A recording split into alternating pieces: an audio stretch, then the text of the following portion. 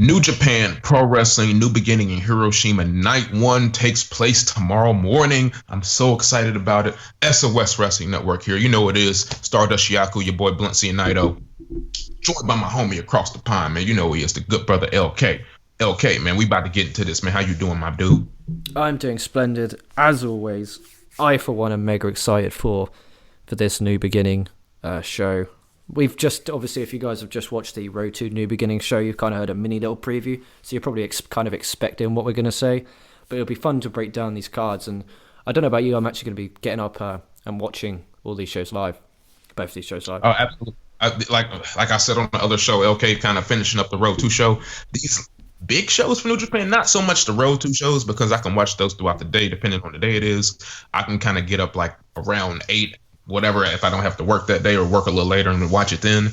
But these shows that are big, I got to get up for them. If there's title implications and titles on the line, I got to get up for it. Yeah, absolutely. And I'm exactly the same. When it's a big one, it's got to be done. And it's not the biggest. Don't get me wrong, this isn't the biggest show of the year. But it's a respectably big show with multiple title matches on each night. So I, for one, am really looking forward to it. And let's hope I don't rant too hard at Ibushi and Sanada on that one, because it really pissed me off on the end of last show. Man, I understand, man. I definitely understand. So I'm looking at it. All right, so the first match, I'm actually going to parlay, because, I've been doing some little gambling lately. I'm going to parlay the first match from night 1 and night 2, because the first match from night 1, we get the team of Gabriel Kidd, Yuri Yamura, and Yota Tsuji taking on the team of Yoshinobu Kanemaru, El Desperado, and Minoru Suzuki. And on night 2, they're taking on the Young Lion team of Kidd, Yamura, and Yota Tsuji, taking on Doki, Zack Sabre Jr., and Taichi right here. So it's pretty much about which Young Lion is going to get the pin. And about the first night, Minoru Suzuki, even though he's in the first match on the first night, he should honestly, if you heard our Road to New Beginning wrap up, he should be really on the last night, on the last match of night 2, because he should be challenging for the double titles if New Japan went the book correctly. But that's neither here nor there. I would say on the first night, I think Minoru Suzuki is going to get the pinfall on one of these guys. Maybe Gabriel Kidd. Second night, will Dangerous Tekkers be the tag team champions? That's an interesting question, but I don't know. It's kind of weird since it's during the first match. That's kind of that is. I think that could be I would say a spoiler, but it's not exactly a spoiler. But is that hurdle for a guy to win tag gold or single gold and then be in the first match of the Young Lions the next night? That's what I'm saying. The tour is like, they could be licking their wounds trying to get a victory off of this losing that title match, or they could be the first ones out celebratory after a title victory, because Doki did say he was going to try to assist him in said title match. So, I think Doki's actually, you know what? I want Doki to get the pinfall for the second night. On the first night, like I said, I got Minoru Suzuki in the pinfall. It don't matter. Young Lions. So it really don't matter. That's why the Young Lions are going to lose, but it's kind of who's going to beat them. And I'm the same as you. I think not Sanada, fucking Sanada on the brain. The guy needs to fuck out of my brain. Suzuki to. It's always LIJ guys, Dion. I think it's you. It just rattled me.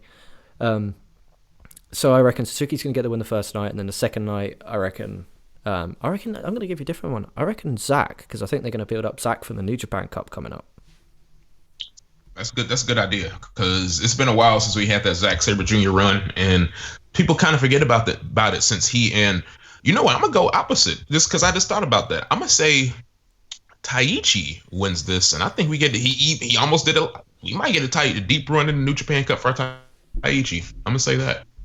Yeah, that's a shout. It's a shout. I mean, I know now between us three, we've now said every single person on the team. So, spoiler alert, one of those guys wins. This is where fucking Yamura pins fucking Doiki, and we're just like, for fuck's sake. Right?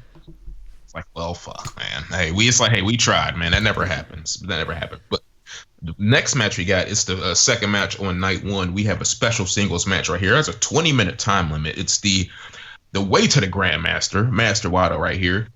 Special singles match against the champion of the goddamn universe, the Jet Black Death Mask himself, Bushi, right here. And like we said, we've seen tons of buildup that these guys have had.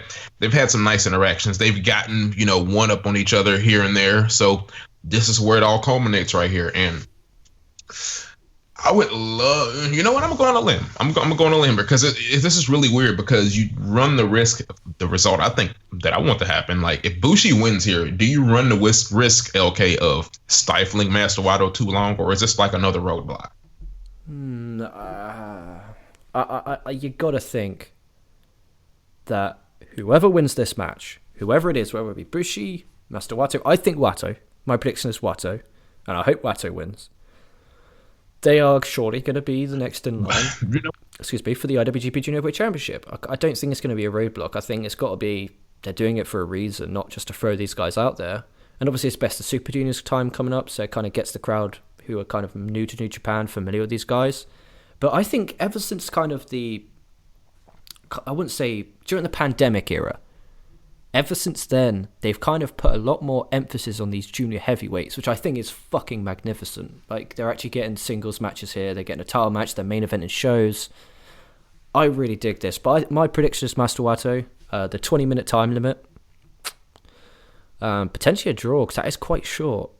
But maybe they go 15 minutes, maybe. But Mr. Wato, accompanied by the legendary Hiroshi Tenzon, who will not ever be able to use the Mongolian chop again. So that's quite sad. We'll talk about that soon as well. yeah, we'll talk about that with Giant Barber Show. Yes.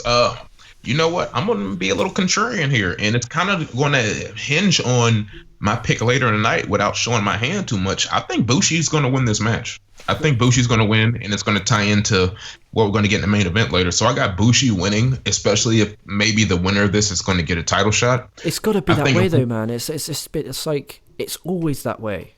It's always that way. Like, even at Wrestle Kingdom, the biggest show of the year, they do that. A special singles match, winner challenges for a belt. Like, it's gotta be. It's gotta be. No, that's 100% true. That's like big facts right there. Okay, just like we said, for all intents and purposes, this is no one contender match. So I'm going Bushi because, like I said, I think of where I'm going to go with the main event, even though it's going to pain me to say, but we'll talk about that when we get to that. The third match of the show is actually a 10-man tag. We have the Chaos Team of Toru Yano, Yoshihashi, Hiroki Goto, Tomohiro Ishii, and Kazuchika Okada taking on the 5-man team, the 5-man Bullet Club team that is LK's boys, actually.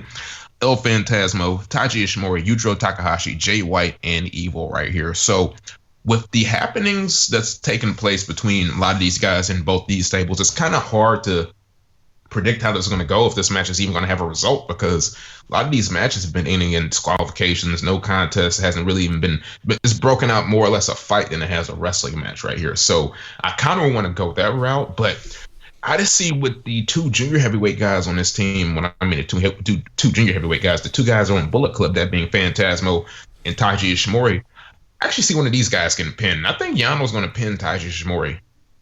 Yeah, I'm the same. I generally think Yano's going to get the win. He's another one who's had another great, since the pandemic, he's had a great kind of year. So that's good. But yeah, I reckon it should be fun. It's a Yano match. It should be entertaining. Surprising it doesn't kick off the show. Yeah. Because, but you got some combustible element between Okada and Evil, Jay White and Ishii, and Hiroki Goto still pissed off about what they did to Yoshihashi. So this is going to be a very volatile 10-man tag team match, no matter how it goes. 100%. And I think they're going to build Okada Evil even more. And I'm just really looking forward to that build for that 6-man tag title match, which I'm really excited for night 2. So if they continue to build that 6-man tag title match like they have done on these Road to New Beginning shows, we're in for a really, really fun 10-man tag. 100%. And next we got the fourth match of the show, 30-minute time limit tag team match. We got Tamaki Honma and Kota Ibushi taking on that Los Ingobernables de Japón duo of El Ingobernable Tetsuya Naito and the Cold Skull himself. No more contender for both titles, as we have stated to our dismay right now. Sanada right here. And this match is only going to go one way. They've told us the way this is going to go the whole tour. I don't see Honma getting some final surprise upset. This is his last chance, ultimately, to get a singles match with Naito. His last chance right here. Yeah, he's getting pinned. Yeah, he's probably going to eat a Destino this time. And then this is going to put him away emphatically. It's going to be like, yeah, we're not wrestling one-on-one. And it's just weird because this is like Naito's like second fiddle in a match that is involving the champion. So it's just kind of weird, but hey. It's at least his team's going to win. Yeah, his team's going to win. This is where Honma gets the fucking win, isn't it? And he pins Naito. That would be fucking hysterical. I kind of would. It'd be hilarious. No, I'm with you. I reckon they've got to have Sanada pin Honma. And they've got to do something. They fucking have to do something to build up that world title match. I swear to you, if we come on this show tomorrow and they've done nothing, and I mean nothing, to build that Sanada Ibushi match, I'm going to lose my shit. Because I just don't care about it. But we'll get to that when we actually get to the match. But yeah, it's got to be Sanada pinning Honma and then some form of altercation. I do not want to see a fist bump or a handshake. Just give me something. Just please, something to just sink my teeth into and to actually look forward to the match. But the match itself is going to be great. I mean, you got Ibushi, Sanada, Naito, and Honma in there, so you're not going to have a bad wrestling match, but it has a purpose, and that purpose is not... The first thing we should have been talking about when that this tag team match was announced, and you're talking about now on this preview show, we should be talking about, this is going to be great, get to see Sanada and Ibushi. We're fucking talking about Honma. At the 4, we're talking about Honma. Right? Yeah. It just shows how bad the build for Ibushi Sanada is we're talking about Honma on the last chance to build. Oh, man, tragic. Yeah, I mean, hate to see it, honestly. Hate to see it, man. Then shit, now we got we're at the penultimate match of this night. IWGP Heavyweight Tag Team titles on the line. Big shit happened. 60-minute time limit. We got the 88th champions, the seventh in their 7th reign. The Guerrillas of Destiny, Tamaloa attempting to make their first defense against Zack Sabre Jr. and Taichi right here. So I'm expecting big things at this match. These guys have really good chemistry over the short time they've been working together right here, and I don't know. I feel like this is kind of these teams are definitely going to face off again. Hell, maybe later in the year. But I feel this is kind of a culmination of this short-term feud. So whoever wins this is going to win a short-term feud, pretty much. Because story they've told, Dangerous Tekkers lost. They took the L to Guerrillas of Destiny in the World Tag League. They took the L in the Tokyo Dome. And it's like, man, if they take the L right here, you're not seeing those titles, at least, for a team for at least for a little while. Or if somebody else got to beat the Dangerous Tekkers, or they got to beat Guerrillas of Destiny for you to even see those belts. So then the whole Taichi side of things, man, it's just weird to say Taichi needs some comeuppance. What is that a sentence you ever thought you'd ever hear in pro wrestling? Man, Taichi needs some comeuppance, what they've been doing to him, because normally he's the one doing it to people. Yeah, so it's nice. It's really taking this not a baby face, but I don't know, it's went from, I think, where people are kind of appreciating and enjoying Taichi in the ring a lot more. I think we've kind of gone from this whole fuck Taichi, go away heat to actually, you know what? That guy's great talent. That guy's really improved. I like this guy. So he's kind of gone from go away heat to he's still a heel, but there is some sympathy because people do like him now. 100%. And I think that's kind of going to hinge on my pick, man. He needs a little comeuppance, dude. So even though I'm a fan of both of these teams right here, so either one of these teams winning would not be bad on my merit. I'm going Dangerous Tekkers, man. I think they kind of need it a little bit more than the Guerrillas of Destiny do right now. But if you think about in the long term with maybe things going across the seas and the whole Bullet Club thing or whatnot, do the Guerrillas of Destiny really need those belts for that? Maybe they do, maybe they don't. Yeah, but in this promotion, when they go over there and when they're with the belts, it's kind of, this is big talent. Because then people who aren't familiar with New Japan and watching AEW Dynamite, yeah, there's few of them, but there'll be some people there who just watch AEW Dynamite every week, so they'll then be like, oh wait, these are the tag champs, these guys are the real deal. So I kind of think it's smart for the belts, and I'm going with them, the Guerrillas of Destiny, because I think they're going to retain. But if you went the other way, especially with them, probably flying back to USA and being a part of New Japan Strong, I reckon that's my prediction. I reckon they're going to be heavily involved in New Japan Strong for a while. So I kind of wouldn't be surprised if they did lose. But I'm going with Guerrillas of Destiny. Let's build this fucking tag division. Let's make it fucking meaningful.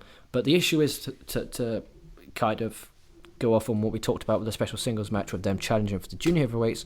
Who the fuck is going to challenge these guys next? Who is there? There's a fine answer to that question, sir. And the answer should be Tenzon and Kojima. It really should be, honestly. It really probably should.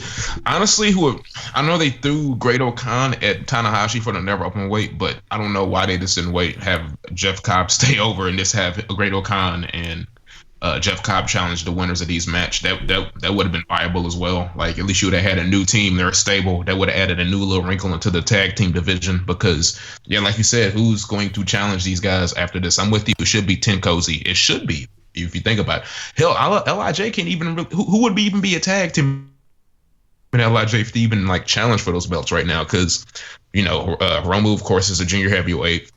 Same as Bushi. Shingo, you could do Shingo and Naito. He did just drop the... Or Shingo and Sanada when Sanada loses. Yeah, you could do either one of those combos. I mean, I wouldn't be mad at either one. And and I think you could utilize because to me, like ultimately how I view the tag, like this is any tag team title in any company, not just New Japan.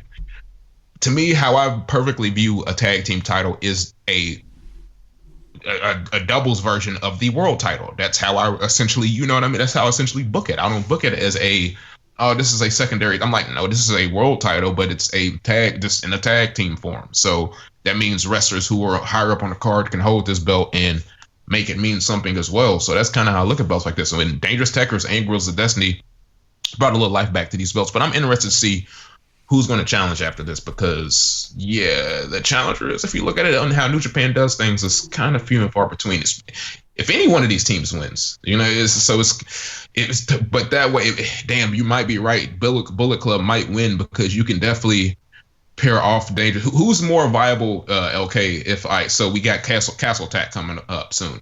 And then right after that, we got New Japan Cup. I love the Grills of Destiny, but who between these two teams, if you split them up and put them in the New Japan Cup, who are more valuable assets in the New Japan Cup? The Grills of Destiny or Dangerous Tekkers?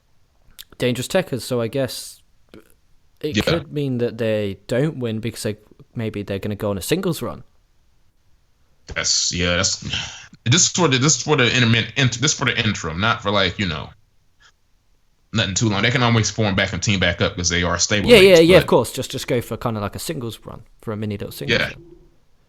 But yeah, that's the thing. So, this tag division, considering there's so many fucking factions, why is there no fucking tag teams, man? It makes no sense. It makes like really no sense at all. It baffles me. There's like 95 factions, yeah, and there's only like 4 teams that are full time. Like barely that. Like we're literally this is the same match that happened at Wrestle Kingdom, and we're sat here going, who's going to challenge next? When they've just done a rematch. Like, we're throwing Tenkozy in there. Maybe Ishii and Yoshihashi should team up more. There is teams that they could put together. They just don't put them together as a team. Ever. It's like they focus on singles. Dude, just get rid of the fucking belts at this point, man. Just get rid of the belts.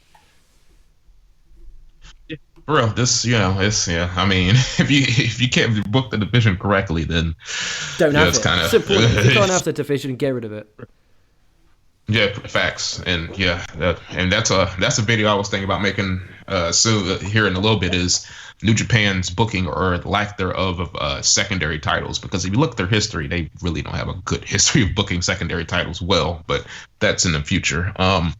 So then we got the main event of this show for the IWGP Junior Heavyweight Championship. We got Hiromu Takahashi attempting to make his first defense since winning the belt at Wrestle Kingdom Night 2 off of Taiji Ishimori, taking on one half of Roppongi 3K. My man Sho Tanaka, as they've been calling him in backstage promo. So and this, now that I think about it, is I'm going with my pick even more so now, because of course this is a coin flip match, but because you brought up the anniversary show, and I'm like, these dudes definitely have never. If Kota Ibushi retains, he hasn't wrestled either one of these guys, so that would be a good match. That'd be a great match. I think Sho's winning this match here because at this point, you could have Hiromu win, but it's in the same position with, I think, maybe not as, as a grand scale, not a higher scale, but who is going to challenge him immediately after? Master Wato. Well, you could have Master Wato. Master Wato.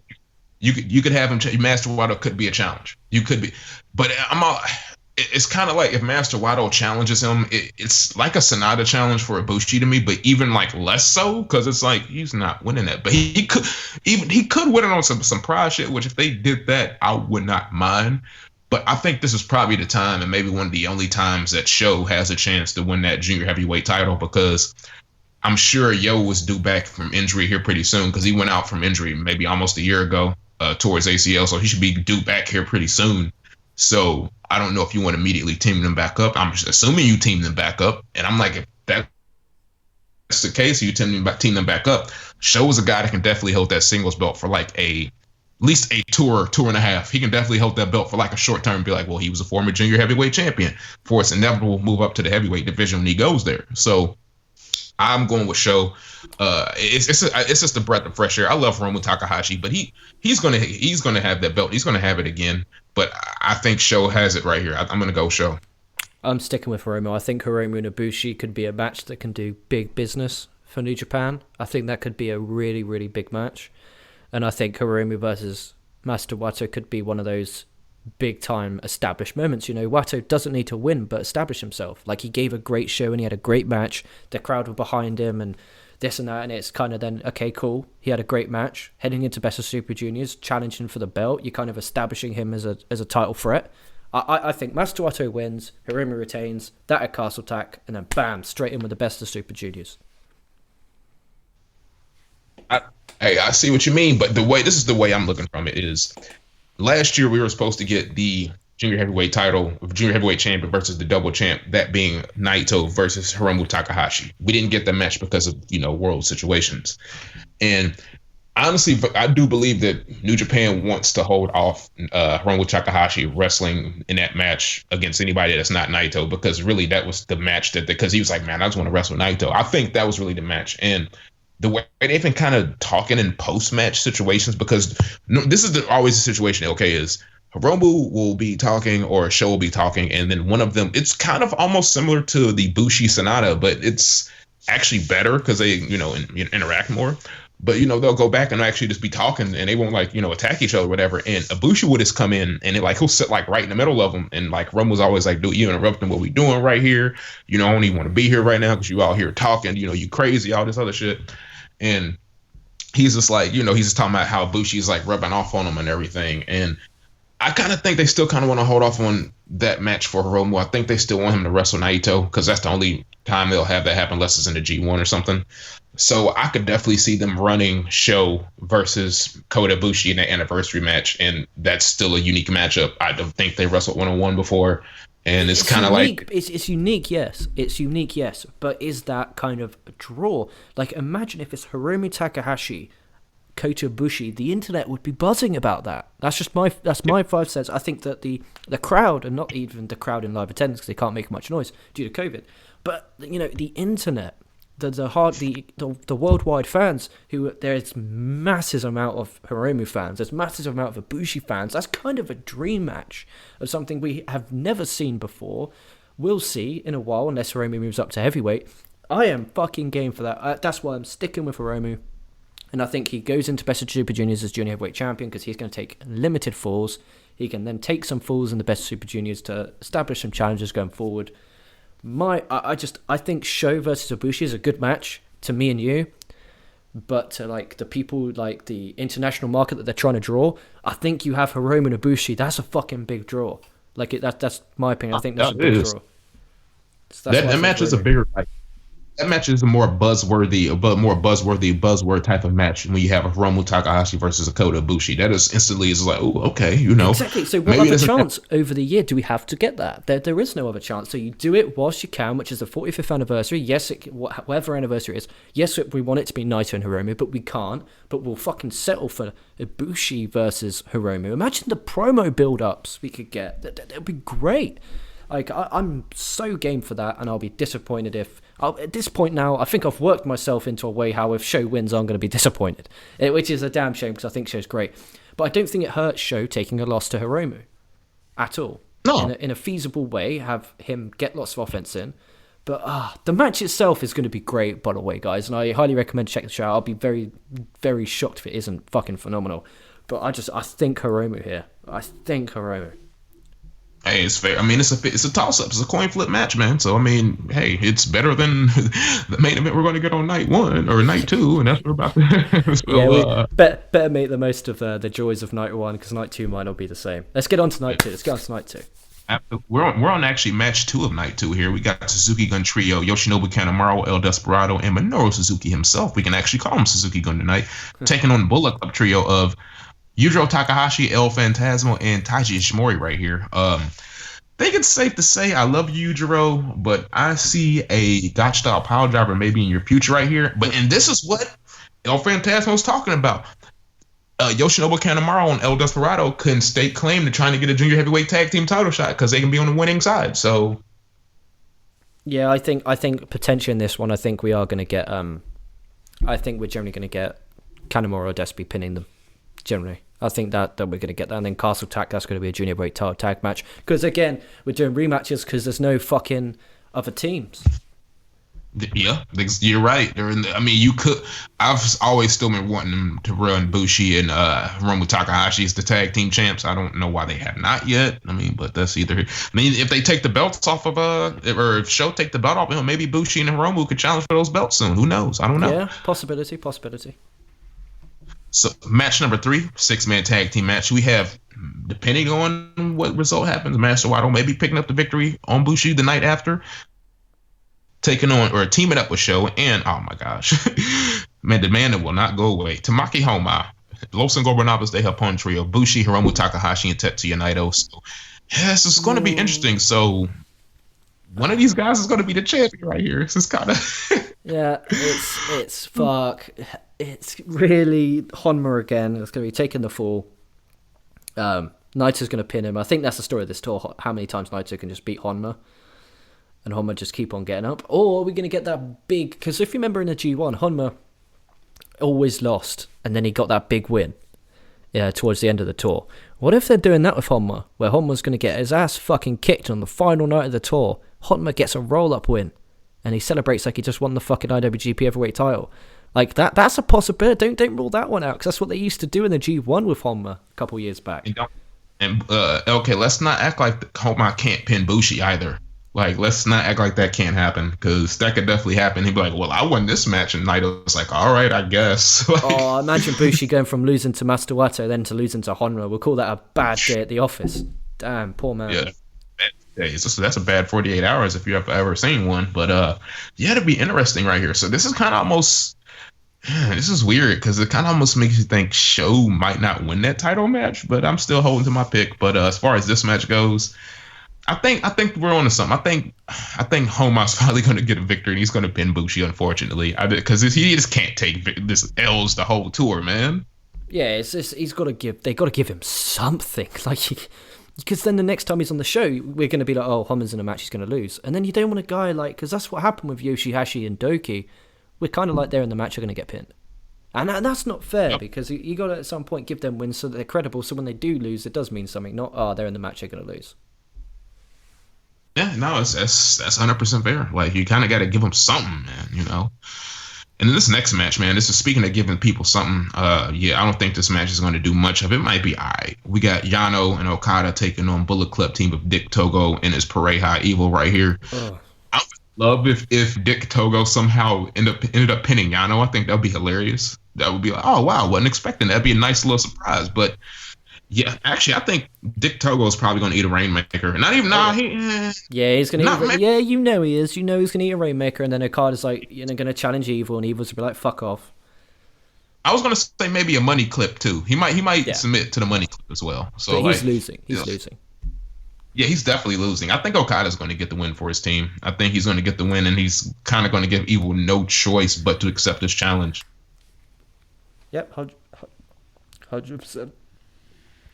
Then the penultimate match we got of the show, which is interesting as well, we have more Suzuki Gun versus Bullet Club action. Doki, Zack Sabre Jr., and Taichi taking on Jado, Tama Tonga, and Tonga Loa right here. It hit like, yeah, this is the fact that they're just immediately pairing these guys up like right here. It's kind of like, all right, it leaves it up in the air. So credit to New Japan for that, because it's like you're not really sure who's going to win because they're immediately pairing them up like right after. I think the next story after whoever wins a tag team title match, which it's weird. I think you said Gorillas of Destiny. I said Dangerous Tekkers. I'm gonna stick with Dangerous Tekkers. I think now the migration moves on to the eventual singles match between Doki and Jado, because that's going to happen at some point. So I think they're honestly going to be the focal point of this match more. The tag teams are. So I'm going to say Doki is going to pin Jado here. Oh yeah, I'm the same. When you put it like that, you convinced me. I'm pretty damn. I'm on there with you. It's going to be Doiki, and it's probably his first big win on a big show like that in fucking forever. Shit. Okay, so I got a little double treat right here. Double treat for the double title match. There are some Facebook comments on the New Japan site, and I kind of... Go on. No, read them. I want to see these, because these are always fucking hilarious. They're either stupid, really intelligent, or fucking the most ridiculous shit you've ever heard. Let's go for it. Read them. These are hilarious. I'm not going to say people's name. I'm just going to say the comment. First comment says, separate the damn belts already. Yep. The second comment says, Sanada deserves this W so hard, but we all know Ibushi's going to win, sadly. Sadly? Well, why are you upset that Ibushi is going to keep the belt over Sanada? Imagine if we had to deal with these level of feuds every fucking month. Oh my days. I would just be like, right, that title doesn't exist. The title doesn't, everything he's in, I'm just not watching, and the title doesn't exist until someone beats him for it. Because that would piss me off fucking hard if Sanada wins. Because think about it. This is a build of Ibushi. Imagine Sanada's build with Tanahashi. Or Sanada's build with Okada. It just, no one will give a fuck. And, mate, they cannot put the belt on him. Carry on with the comments. Yeah, that's all right. So next guy follows up. Ibushi put in the work. It's his time. That match with Jay White was the best match since Wrestle Kingdom 11. Wow. I mean, I have to look and go back. It's a damn good match. It's an excellent match. I'll have to go back and I don't know. Wrestle Kingdom 11. I think he's saying since Okada Omega, which is like okay. So that's in reality is the only match he's watched. Since. Yeah, it's like okay, I get it. Then the guy says, not really. It was a good match, but there's been better. A couple of Okada Sanada matches last year were far better than it. Ibushi no sells far too often and relies on tropes like overcoming the odds consistently. Like you mean G1 having a fucking character? Carry on. Like in that G1 after that kick match with Taichi, he basically injured himself to give him a babyface overcoming moment against Sanada, where he beat him despite doing so, making him botch like crazy throughout the match due to having one limp leg. Jay basically went into the match fresh, where Ibushi just wrestled a huge main event the night before with a ton of wear and tear, and was still no selling the majority of the match. These things bring down the match hard, capitalized. Jay White for sure wrestled an amazing match, but Ibushi brought it down with these BS WWE Super Cena Reigns antics. It's sad. Oh, this guy's a fucking invalid. Oh, I'm going to get this guy on Facebook and send him a personal message saying, please don't ever watch our show. Oh, man, that was fucking tragic. Why? Like, he had, there's no selling. And, so he went from, he got beaten up too much to no selling. And then they're just bashing the fact he's the underdog. Having that underdog story, the story that every film has, that every TV show that's been successful has, that underdog story. So that happens, guess what? When he wins, you fucking care about it. This guy's a fucking invalid, or girl. That person's a fucking invalid. Generally, fucking invalid. Oh, woo. Man. Contradicted himself like 6 times. I hurt my brain. I've forgotten how amazing those comments are. I've forgotten how amazing. Dude, we should do a video for the big shows. Like, just literally titled reading the Facebook comments of New Japan's blah blah blah, and just have a look at these and just have a fucking laugh, because some of them are fucking magic. They're gold. They're comedy gold. Yeah, they really are, dude. They really are. Somebody also said they should change the title. The title should change hands like how it did in 2000, like at the WC Nitro Russo era. And then somebody was like, what? Then no, I don't agree with that, but one thing I do agree with, New Japan rely a little too much on the same people, even if I like them, aka Naito, Okada, and Ibushi, which has some argument to that, actually. You mean, how dare they have stars that they've spent years building and protects them and makes them win a lot? Oh, mate. Yeah. But then what happens when they lose? When they lose, it fucking means something. It does matter. It matters when they lose. So, for example, it's like, Tanahashi is another one. Big star. When he lost to Jay White, when Tanahashi lost to Jay White won the belt. He is now a star. He is now a fucking star because they protected Tanahashi and he didn't lose much. It's common sense. You're not just gonna have, if fucking Honma beat Naito every night, you're not gonna see Naito as a star no more. And guess what? You don't view Honma as a star because he's just beating Naito. Everyone does. It's fucking brain scientist stuff. That's why the New Japan roster's so good. It's because there's the top stars, the guys underneath who could potentially beat them, potentially challenge for a belt, and the guys underneath. It's just card structure. It's common sense, man. Oh, Somebody says something I kind of borderline. I kind of agree with this because it's like, all right, please stop giving Sanada title shots only to make him lose. Yeah, it's fair. That's fair, man. Because there's only a certain amount of times people can like this. I think that's why I'm kind of not really invested. Because Sanada's going to lose. That's what he does. Big match. Dude, He's like the opposite of John Cena. New Goto, man. Goto, when he's get a title, you know he's not winning. Like, yeah, just as tragic. Somebody said, then somebody's like, this does more damage to Sanada than it does help him. It shows he's a guy that can't get it done against the champ when it matters.